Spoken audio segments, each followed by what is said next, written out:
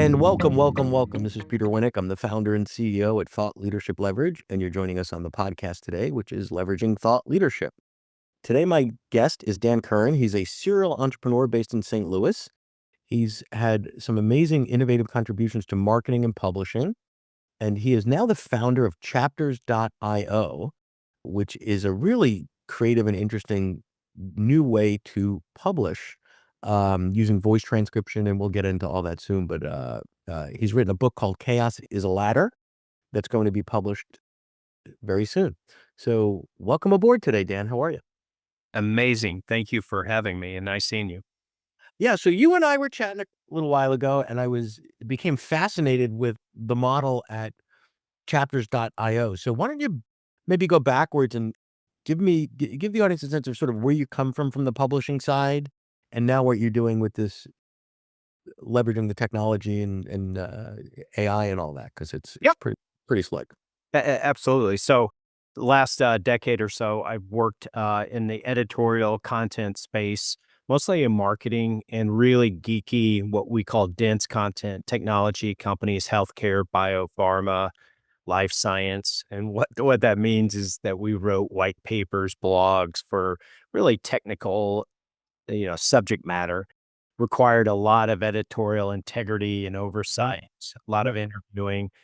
And I was always a wannabe book publisher. I always wanted to get in that space and just didn't see the opportunity where we could add value. And then when AI's been around for a while, but when ChatGPT launched November 30th of 2022, obviously our eyes perked up and said, wow, this is something to the whole space of writing. I think we all have our own opinions about that. But we took a contrarian view and looked at AI as something that could ask questions, that could organize content, because plagiarism, attribution, those are just, those are etched in stone with us. It has to, Yeah, of course. your original thought. And we took a look over the fence at book publishing. And when I say book publishing, obviously nonfiction, for in the context where we're talking about thought leadership, memoirs, how-to book, what we call big idea book, like a scenario type thing.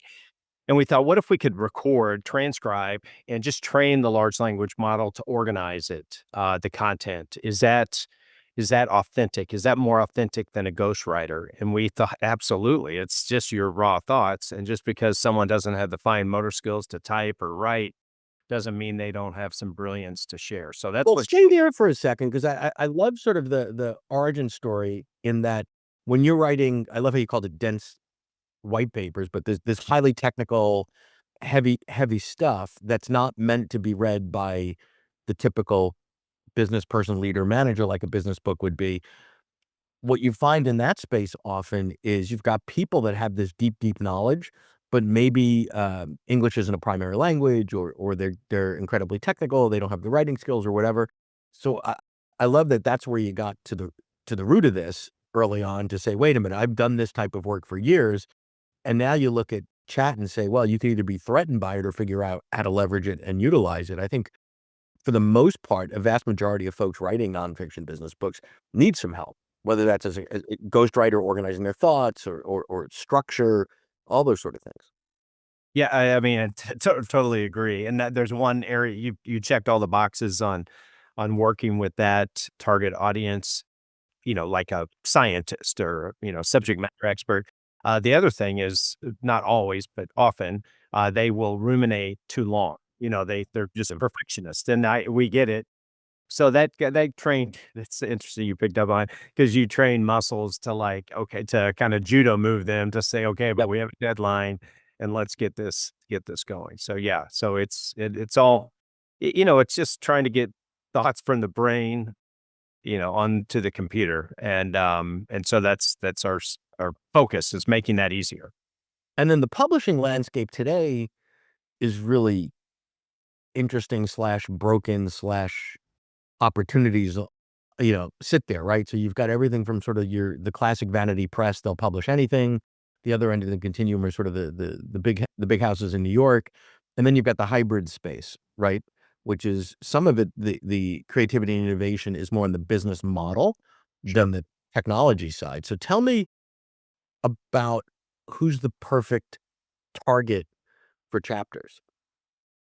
So we started out, and it remains the same as far as the perfect is that someone that has something to say, that has generally a lifetime of wisdom or a unique perspective, but they've been hesitant because of what you just mentioned. You know the vocabulary, I know it, but if you've built the biggest plumbing supply company in the world and you're an expert and you want to share your wisdom, you don't know hybrid or, Yeah, self-publishing. These things are just confusing as heck. And that's what we're trying to do. So to answer your question, is that first time author would be our target persona. That person that is wicked smart, has something to say, but the industry as a whole has been somewhat of a hot mess or a gatekeeper. And I'll say, someone just asked me this last Friday. They go, "Well, there's too many books, and there's going to be more bad content out there." And I don't. I'm not putting them down for saying it, but I logically I can see where they're coming from. But my argument to that is, who are you to decide? Is the democracy? The market well, you're the right. market will tell. And by the way, most people, it's what is it, like 5,000 books or less, or 200 books or less. So it's a loss leader. It's for their family. It's for their business. It's necessarily for Amazon. So Exactly. So how does it, when you said that somebody that's got wisdom, when you and I talk, you talked about some of the ways that's documented that it gets fed into the system. So give me an example then. Like how yeah. does it work? So yeah, the most complicated part is really, this me talking about it here. It's very, very simple. We just start off with questions, and we are recording. We have a beautiful interface and big fat buttons. They Yep. can video, audio, and it starts off with questions you would assume we would ask. What do you want to write about? Who's it for? What tone? And then from there, the AI will customize those questions. And really, what we're doing is front loading the traditional process. So you're getting to 5, 10, 20,000 plus words really quick. So in our system, so an editor can start helping that person, polish and sand the edges. So it's really a Q&A session over a couple of months is how it works. And that's generally most of the content. The other content is if they have written blogs or they've been on podcasts like this Yeah. or white papers, we also throw that into, I'm holding up a cup right now, we're throwing it into this. But and all that vessel is doing is it doesn't know the outside world, can't plagiarize it, but it's been trained to organize. And what I think is the most spectacular part of it is it's been trained to ask for gaps in the story. So if you're telling a story and But you skimmed over a bad partnership you had or a bankruptcy, back up. It'll say, "Hey, add some more color to that." If you're enjoying this episode of Leveraging Thought Leadership, please make sure to subscribe. If you'd like to help spread the word about our podcast, please leave a 5-star review at ratethispodcast.com/LTL and share it with your friends. We're available on Apple Podcasts and on all major listening apps, as well as at thoughtleadershipleverage.com/podcast. So if you're an author, an academic, a keynoter, a thought leader, etc., part of what you're feeding it is that person's personal stuff, whether it's blog, whether it's video, whether it's whatever. They've got, particularly today, everybody's stuff is far more documented outside of a book than inside of a book, typically, Yeah. right? Usually they've done all that. So you're feeding it all that, so it's learning. So it sounds to me like the shorthand for this is really you've democratized and improved on the ghostwriting process. I think so. I mean, I think if you're an A+ ghostwriter, you have Yeah. nothing to worry about, but it is an odd relationship at times. It's a force dating, and it's over many periods of months. Sometimes it takes a couple of years, and ours is weeks. It's and what I love, what is special about us, it's not like there's not gonna be other people that are gonna train these models. What I really love about Chapters is we assign a best-selling editor to the process. So I call them kind of the adult in the room. So no matter how alpha you are as a Right. business leader, you probably are. The editor's gonna be, "Hey, come back. Let's get more vulnerable here. Let's, Or be a little bit more transparent here." So and they'll find them. because you've not totally automated the system, because there have been these models out there of book in a box or whatever they are, and I'm not mentioning Yep. specifics name where, "Oh, you could, send us a recording every day for 5 minutes and we'll turn it into a book." Yeah, to your point earlier, you're gonna turn it into a crappy book because there's not a Yeah. lot of thought and effort, and it's not that the world doesn't need more books, it needs more good books. Like, I don't if I buy a book and I start to read it and I don't like it, I'm like, "Okay, there's $25 down the drain, who cares? I'm not gonna give you 6 or 8 hours of my time if you're not engaging me."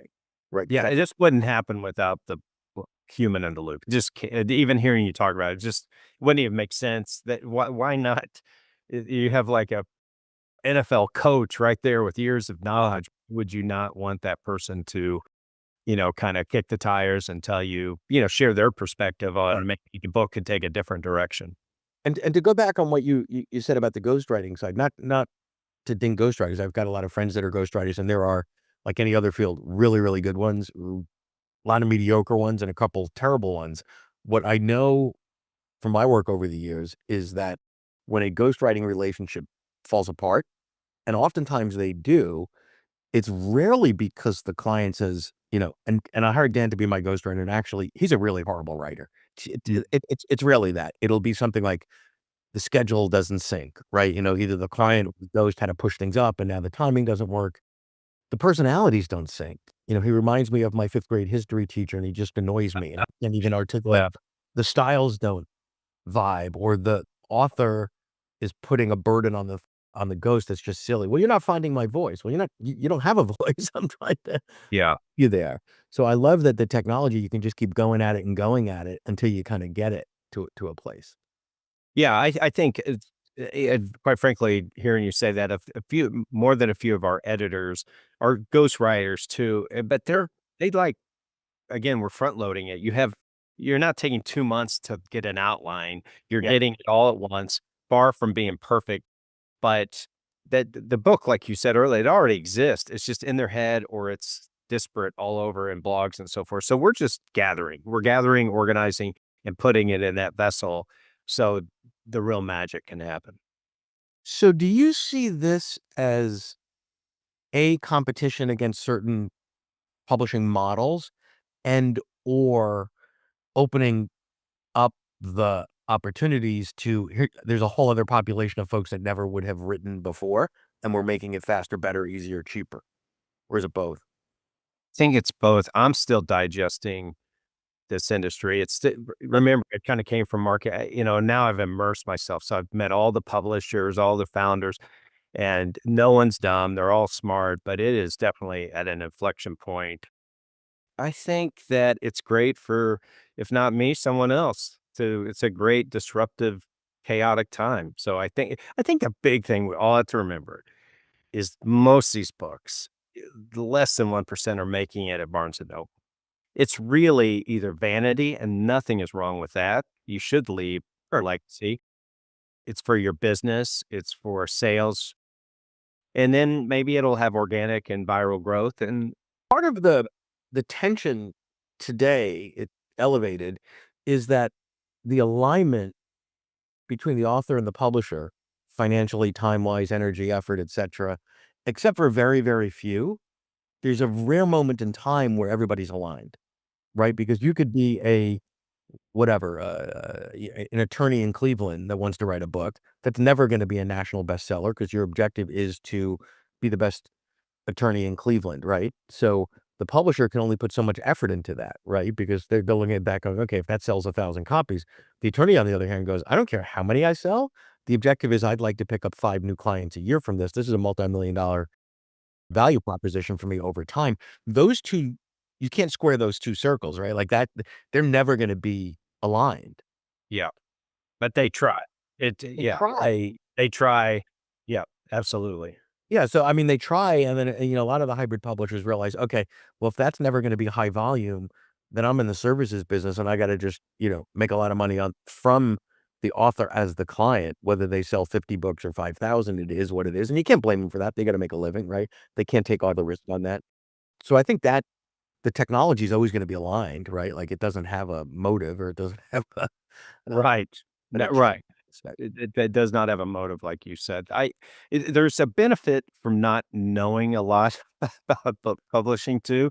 then we can just go forward and try to just democratize it and make it easier for people to share their knowledge. So the more I talk to the traditional publishers, and I try to back away sometimes because I'll let them fight their fight and get their, percentage of book sales and overinflate the author's optimism of what could happen. That's, I'll leave Well, that. stay there a second, because I think for most folks, when they're writing a book, when they get into what I would call sort of the publishing industrial complex, there's a lot of folks there, and I don't think they're being intentionally deceitful. Couple here and there, between the publishers and ghostwriting and then PR and all the supporting services and stuff, where people walk out and go, "Wow, I'm going to be the next Hemingway," or "This is really going to rock and roll," or whatever. And then you talk to some of those folks 6 months, 9 months later, and they're kind of bummed out. Not sometimes financially, they took a big hit, like, "Well, that was 100 grand I could have spent elsewhere," but more about the deflation of the hopes. I had a message I wanted to get out, and it sold 200. So I love the early on calibration of what is realistic. Yeah, and I don't know hundreds of successful. I mean, before this business, hundreds of successful nonfiction business writers, but I know dozens and dozens, and the ones that have done well, I mean, they work hard, and it wasn't the publisher, it was them. Right. That really, really, if they were speakers, they started off speaking free, and then they went to 5,000, and now they're 50,000, and I'm telling you, the control is with the author, and it's elbow grease. But there are good publishers out there. I refer them all the time. You need to talk to 3 or 4, and then you'll find one it's like a glove. But even the big houses today, when they're vetting an author, it used to be, 80, 90% on their content, the power of the ideas, et cetera, and 10% on their distribution, their ability to sell a book. I would argue that's almost flipped today, where you've Yeah, got a lot of mediocre stuff getting published because someone's got a zillion followers on LinkedIn, Twitter, Insta, whatever, and the publisher's doing the math going, "Oh, there's a conversion rate for every, gazillion people I have on Insta, how many books get sold?" So that person comes with a built-in sales system, and I'm saying, if you're that person, why do you need a quote partner that's taking 80, 85 cents on the dollar? That doesn't seem equitable to me. well, I imagine, I don't know the music industry, but I imagine it's identical. Like, Right. you can be a TikTok star and finagle, figure out a way to put more money in your pocket. But those people are hustlers, they Yeah. in a good way. I mean, they really go out and they believe they have something to say. Do I think there's another Simon Sinek or Seth Godin out there that's just purely just intimidated by this industry? 100%. But those people will, that stuff will cream will rise to the top. Yeah. Well, this has been great. I appreciate Yeah. sharing what you're doing, and I think it's really, really interesting, and I think it's something everybody should be taking a look at and watching out for. Is how we integrate the technology tools in today to change the publishing world that needs a little bit of changing. So thanks for your Yeah, time. and I'd love to talk about this at 60,000 feet beyond just chapters, just the evolution of the space. So yeah, thank you so much. To learn more about Thought Leadership Leverage, please visit our website at thoughtleadershipleverage.com. To reach me directly, feel free to email me at peter@thoughtleadershipleverage.com. And please subscribe to Leveraging Thought Leadership on iTunes or your favorite podcast app to get your weekly episode automatically.